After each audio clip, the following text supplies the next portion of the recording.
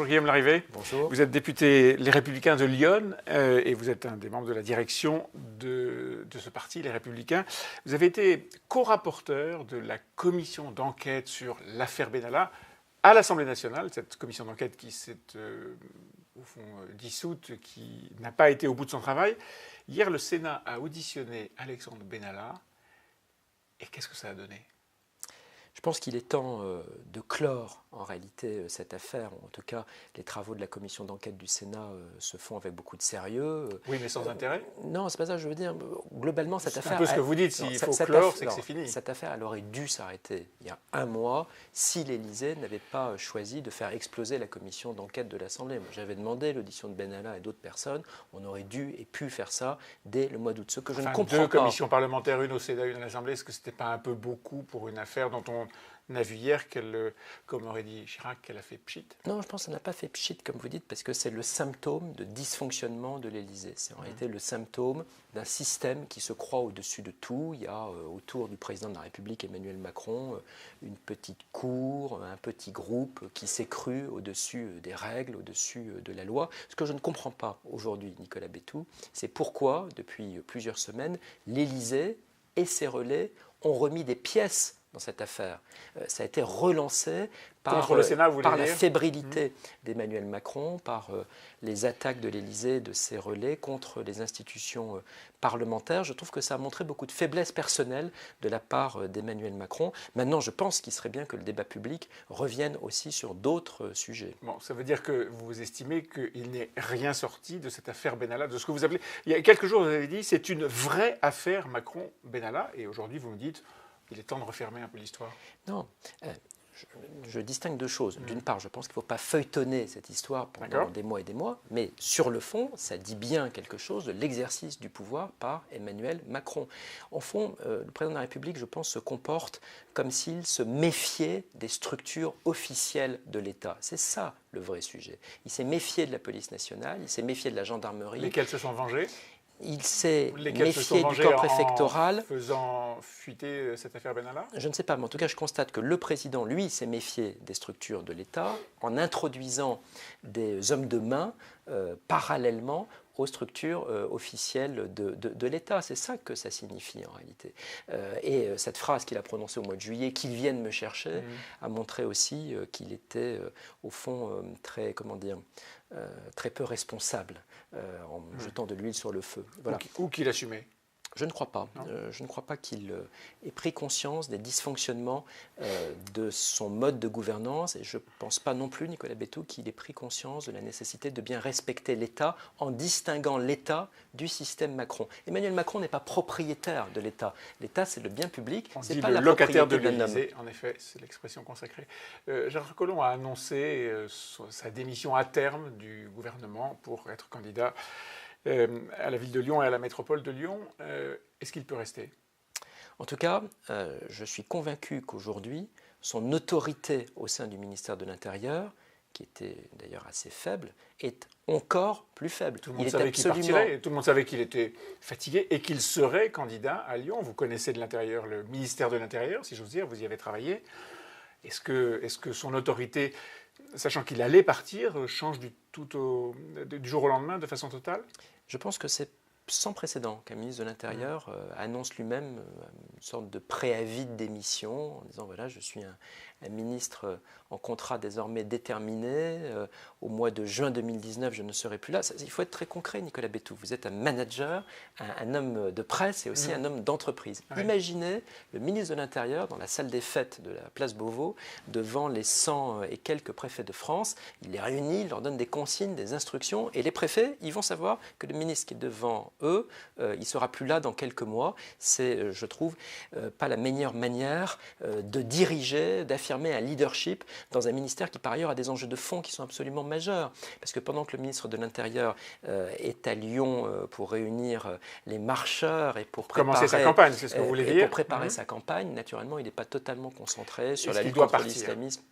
Moi, je déteste appeler à la démission. Non, mais la logique de votre démonstration, c'est de dire qu'il n'est plus à 100% en tout cas dans sa tâche et que les gens qui sont en face de lui, ceux qu'il devrait diriger, ne sont plus à 100% à son service, ou au service de l'État. Je pense que l'intérêt de la République, c'est d'avoir des ministres en général et des ministres régaliens en particulier totalement consacrés à leurs tâches.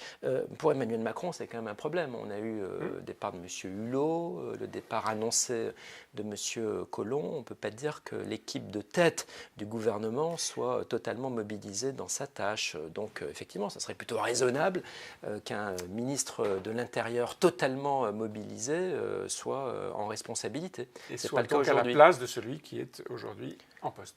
Probablement. Pendant qu'on parle de ces sujets, je veux dire l'affaire Benalla, les hésitations de Jean-Marc Collomb, on ne parle pas des affaires internes ou des secousses internes au sein des Républicains. Le bureau exécutif d'il y a quelques jours s'est mal passé. On voit qu'il y a une fracture qui ne se résorbe pas au sein des Républicains. Disons, il y a une ligne Wauquiez, il y a une ligne Pécresse, et cette fracture se manifeste, se voit, s'ouvre de plus en plus sur les affaires européennes. C'est l'affaire Orban qui excite un petit peu les oppositions. Valérie Pécresse reproche à Laurent Wauquiez de ne pas avoir une position claire sur Orban. Faut-il le laisser, faut-il le faire partir? Est-ce que vous auriez, si vous avez été député européen, voté pour l'exclusion de la Hongrie et de Viktor Orban du Parti populaire européen? Je pense qu'on n'est pas obligé de tomber dans le piège que nous tend Emmanuel Macron. On n'est pas obligé de surjouer les différences, les nuances au sein des Républicains.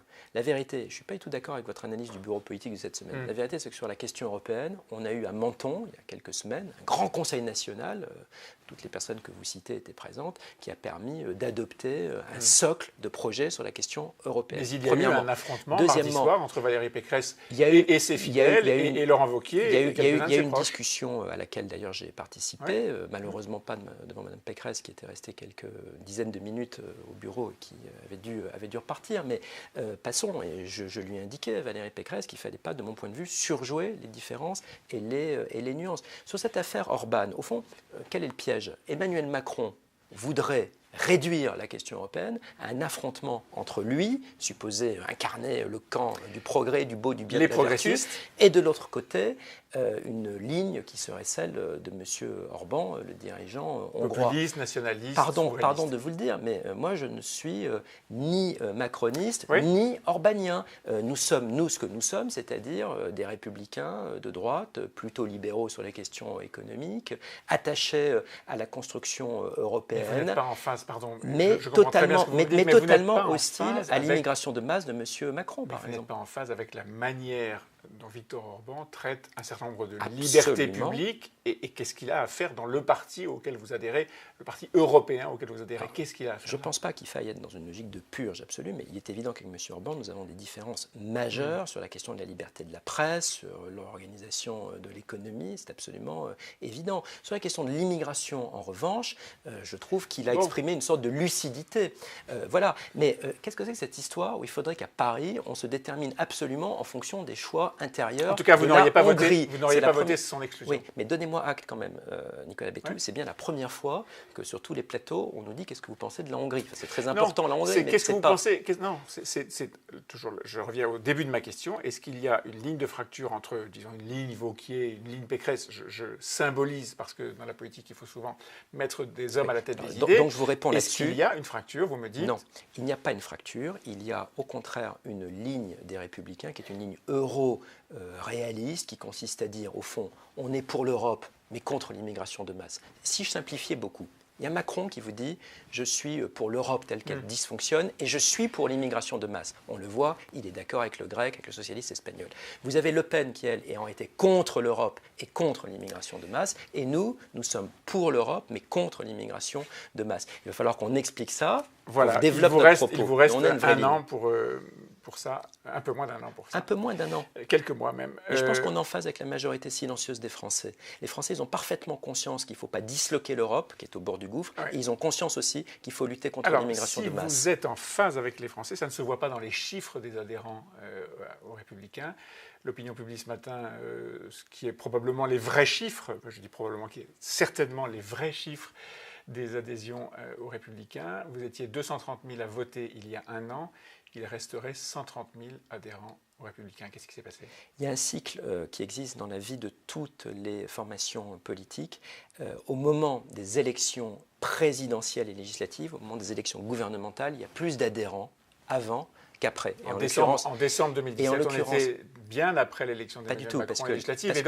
Non, pas du tout, parce que l'élection de décembre 2017, l'élection interne, on comptait les adhérents de juin 2017 et de 2016. Ce sont ceux qui ont voté. Ceux-là se sentaient suffisamment engagés pour dire « j'ai envie que ce soit un tel ou une telle qui soit à la tête du parti ». Aujourd'hui, il en reste 130 000. Qu'est-ce qui s'est passé? Il se passe que nous avons un travail de reconstruction qui est engagé depuis 18 mois, qui est loin d'être achevé. Je le vois dans le département qui est le mien. Je suis un candidat à la présidence de ma fédération. On va sur le terrain des idées, mais aussi sur le terrain tout court.